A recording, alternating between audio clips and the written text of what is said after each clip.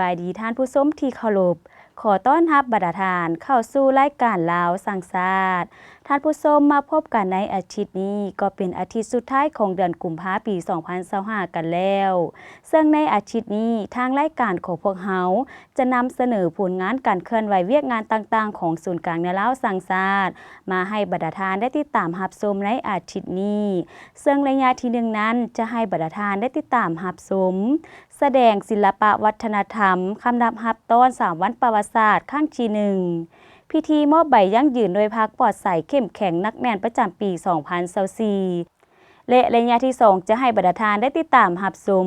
องค์การจัดตั้งมหาชนของศูนย์กลางในลาวสังสาสตร์จัดขบวนการเพื่อคำนับรับต้อนกองประชุมใหญ่ของแต่ละหน่วยภาคภายในศูนย์กลางในลาวสังสาสตร์กองประชุมปรึกษาหารือความคืบหน้าโครงการสินเชื่อกักบอน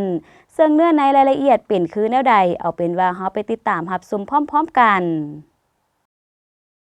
อนุกรรมการโฆษณาขบวนการแข่งขันและย่องย่อ3วันประวัติศาสตร์ของพรรคของชาติได้จัดพิธีการแสดงศิลปะวัฒนธรรม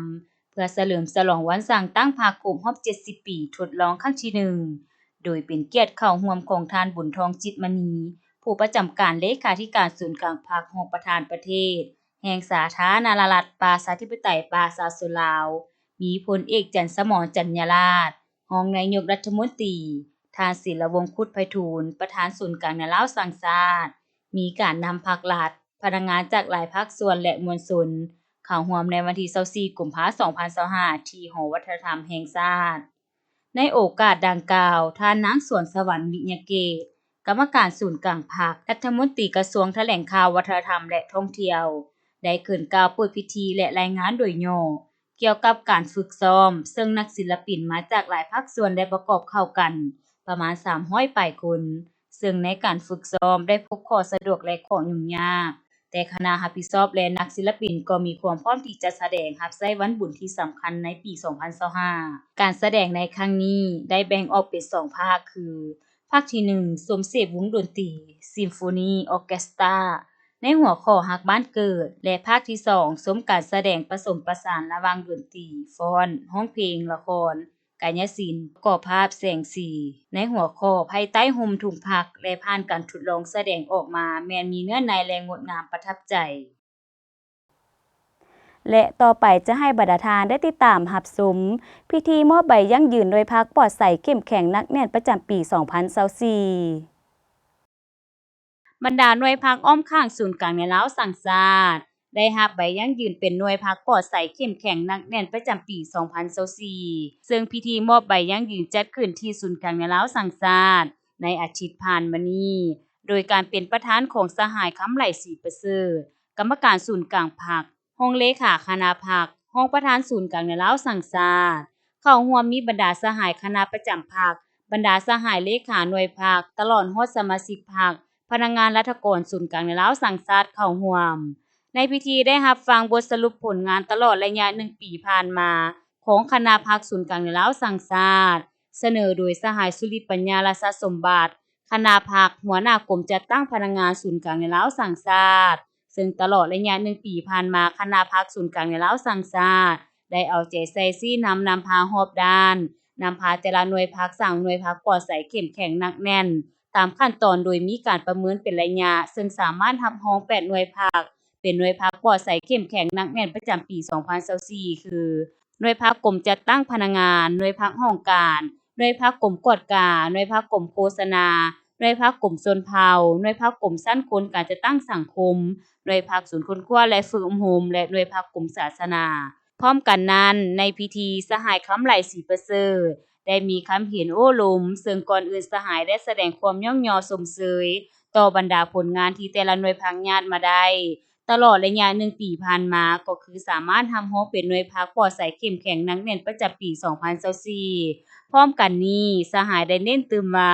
ให้เอาใจใส่นำพายกสูงคุณทัศน์การเมืองคุณสมบัติศีลธรรมปฏิวัติของสมาชิกพรรคพนักงานนำพาเสื่อมซึมแนวทางนโยบายมติคำสั่งกฎระเบียบของพรรคและกฎหมายของรัฐมูลเชื่อวันสำคัญต่างๆของชาติของพรรคและเอกสารอื่นๆคณะหน่วยพรรคเอาใจใส่ศึกษาอบรมนำพาแนวคิดของสมาชิกพรรคพนักงานภายในให้เป็นน้ำหนึ่งใจเดียว มีความสามัคคีภายในภายนอกอย่างแน่นแฟ้น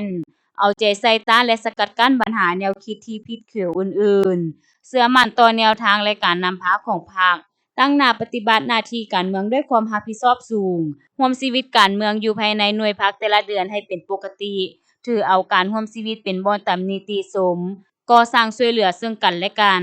จะเอาใจใส่สุกยูสร้างเงื่อนไขให้สมาชิกพรรคพนักงานได้มีโอกาสไปยกระดับและบำรุงทางทฤษฎีวิชาเฉพาะเอาใจใส่เคลื่อนไหวและปรับปรุงแบบแผนนำพาแบบแผนวิธีเฮ็ดเวียกของคณะหน่วยพรรคปฏิบัติหลักการร่วมศูนย์ประชาธิปไตยของพรรค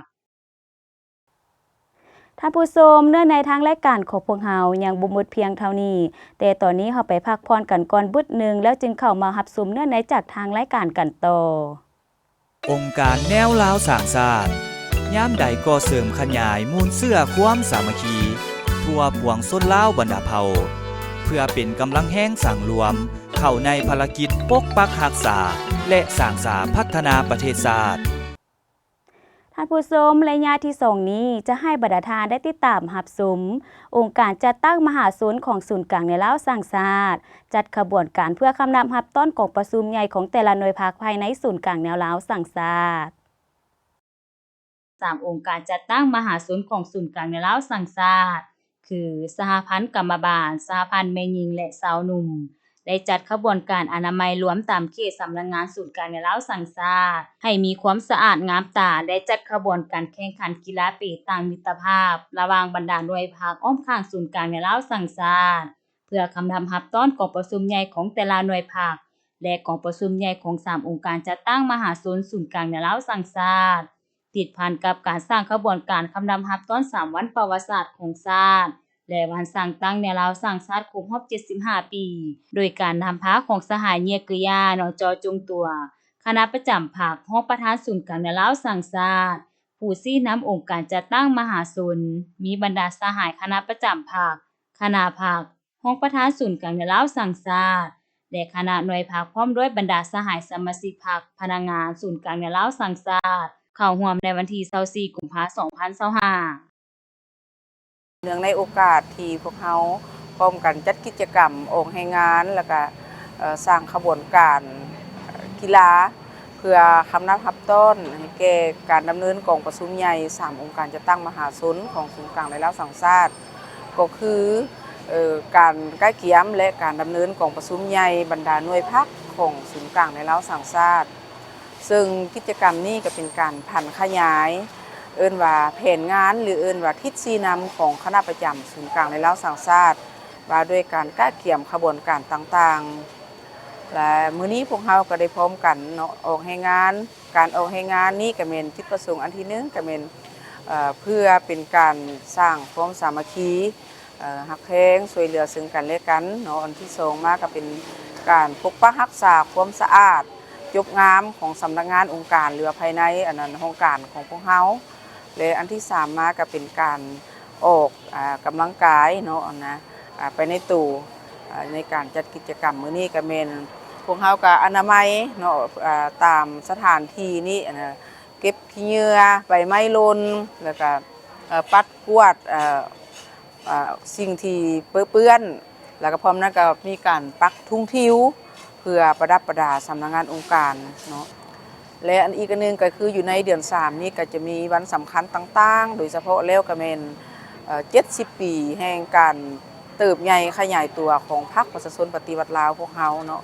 อันนั้นพวกเฮาก็สิได้มีการจัดปาฐกถาอยู่ศูนย์กลางในลาวสร้างชาติในวันที่27นี้แล้วก็จะมีวันแม่หญิงสากลวันที่8เดือน3อันนี้ก็เป็นกิจกรรมหนึ่งที่พวกเฮาสร้างขบวนการเพื่อคำนับรับต้นมื้อนี้บรรดาองค์การจัดตั้งมหาชนอ้อมข้างศูนย์กลางในลาวสร้างชาติก็ได้พร้อมเพียงกันมาออกให้งานรวมเพื่ออนามัยอ้อมข้างห้องการของศูนย์กลางในลาวสร้างชาติของพวกเขาโดยเฉพาะแล้วก็มีองค์การจัดตั้งสาวหนุ่มแม่หญิงกรรมบาลโดยเฉพาะเป็นสมาชิกเนาะก็ได้พร้อมเพียงกันมาออกให้งานกิจกรรมดังกล่าวนี้ก็เป็นการที่ว่าสร้างกระบวนการต้อนรับวันสำคัญต่างๆของศูนย์กลางในลาวสร้างชาติเนาะโดยเฉพาะและแม่นการกะเกียมดำเนินกองประชุมของ องค์การจัดตั้งมหาชนอ้อมค้างศูนย์กลางในลาวสร้างชาติเว้ารวมบ่เฉพาะแม่นองค์การจัดตั้งสาวหนุ่มแม่หญิงและก็องค์การกรรมบาลเนาะอยู่ศูนย์กลางในลาวสร้างชาติของพวกเฮาซึ่งว่าจะดำเนินกองประชุมในอีกบ่พอเท่าใดในตอนหน้านี้และนอกจากนี้ก็เป็นการต้อนรับวันสำคัญต่างๆของพรรคของรัฐโดยเฉพาะแล้วก็แม่นกะเกียมเฉลิมฉลองวันสร้างตั้งสปปลาวครบรอบ50ปีแล้วก็วันสร้างตั้งพรรคครบรอบ70ปีเนาะนอกจากนั้นก็เป็นการตั้งกะเกียมเฉลิมฉลองวันสร้างตั้งในลาวสร้างชาติครบรอบ75ปี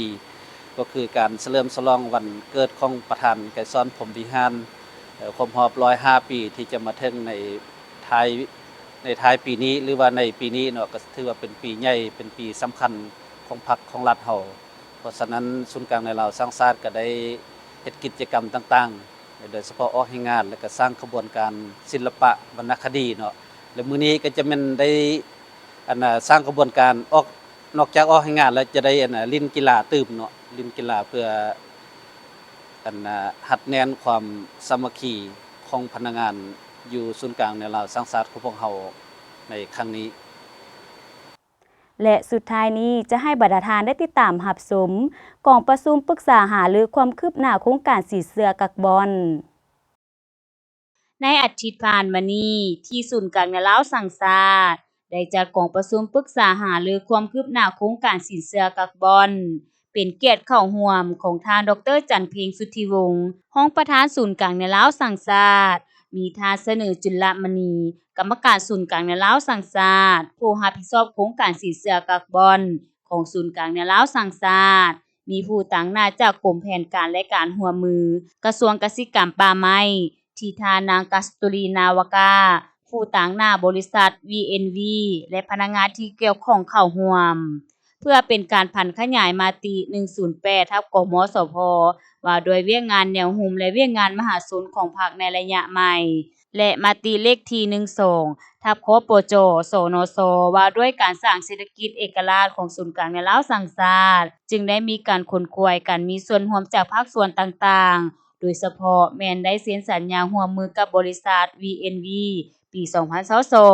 เพื่อดำเนินโครงการสีเสื้อกักบอลสำหรับภาคประชาชนหรือเอิ้นว่าโครงการเฮ็ดนาแบบเปียกสลับแห้งที่มีการแต่งตั้งคณะรับผิดชอบเวียกงานดังกล่าวอยู่ขั้นศูนย์กลางขั้นท้องถิ่นและขณะนี้ก็ได้ลงเก็บกำข้อมูลเบื้องต้นอยู่3แขวงคือแขวงคำม่วนสวรรณเขตและแขวงเวียงจันทน์กองประชุมครั้งนี้จะเป็นการปรึกษาหารือเวียกงานที่พวกเราได้จัดตั้งปฏิบัติในระยะผ่านมาและสืบต่อวางแผนเวียกงานโครงการในต่อหน้าเพื่อเฮ็ดให้โครงการสามารถบรรลุตามจุดประสงค์ที่ได้วางไว้ท่านผู้ชมที่บรรดาทานได้รับชมผ่านไปทั้งหมดนั้นแม่นผลงานการเคลื่อนไหวเวียกงานต่างๆของศูนย์กลางในลาวสร้างชาติที่ทางรายการได้นำมาเสนอให้บรรดาทานได้ติดตามรับชมในอาทิตย์นี้ซึ่งเวลาก็ใกล้จะหมดลงแล้วถ้าหากบรรดาทานสนใจหรืออยากตำหนิติชมต่างๆก็สามารถโทรศัพท์มาได้ที่หมายเลข0212189966หรือหมายเลขที่แสดงอยู่เทิงหน้าจอนี้ทางรายการของพวกเฮายินดีเอาคำตำหนิติชมของบรรดาทานไปปรับปรุงรายการของพวกเฮาให้ดีขึ้นกว่าเก่านอกจากนั้นบรรดาทานก็ยังสามารถติดตามการเคลื่อนไหวต่างๆของศูนย์กลางในลาวสร้างชาติได้จากเว็บไซต์ศูนย์กลางในลาวสร้างชาติ www.lfnd.group.la และนอกจากนั้นก็มี Facebook ก็คือข่าวสารแนวโฮมและแอปพลิเคชัน LFND สำหรับมื้อนี้พิธีกรพร้อมด้วยทีมงานลาวสร้างชาติต้องขอลาทานผู้ชมไปก่อนเอาไว้พบกันใหม่ในอาทิตย์หน้าวันและเวลาอันเดียวกันสำหรับมื้อนี้กล่าวคำว่าสบายดี